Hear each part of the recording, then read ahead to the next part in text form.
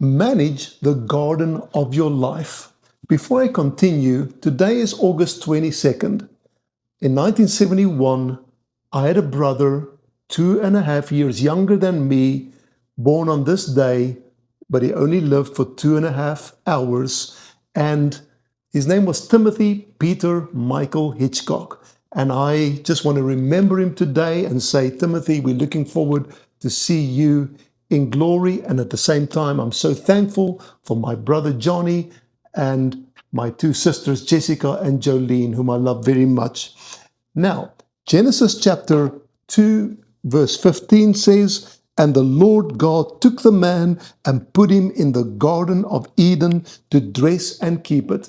When God made Adam, he put him in a garden and gave him everything he needed to be successful. And you know, all he had to do was to manage it. You see, God has given you everything you need to be successful, but are you managing it correctly? Are you stewarding it correctly?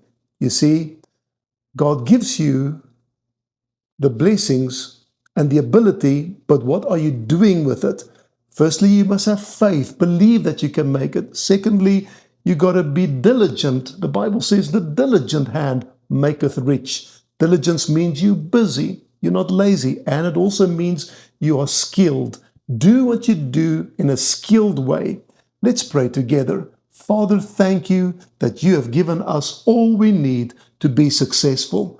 Thank you, Lord, as you gave man the garden to dress and keep it, so you gave us out the garden of our lives to manage and steward, and we ask for your blessings on it in Jesus' name. Amen. And we will see you in the next video.